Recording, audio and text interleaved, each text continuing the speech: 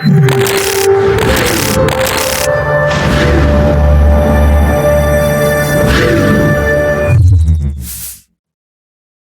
our previous class, we discussed the topic of description of simple farm tools 2. Cutlass. It is a flat long metal blade with a short wooden or plastic handle with one edge sharp while the other is blunt, etc. In today's class, we will discuss the topic of the maintenance of farm and animal tools. The following are ways we can care for and maintain crop and animal farm tools in order for them to work effectively and prevent them from getting damaged. I. Clean the tools after use by washing and drying them under the sun or in a cool place. 2. Use the tools for the purpose for which they are made. 3.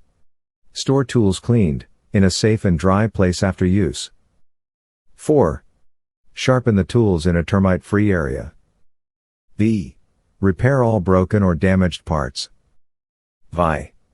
Oil and grease or lubricate movable parts of the tools to reduce friction. Reasons for maintaining and caring for farm tools. To reduce durability. To increase efficiency.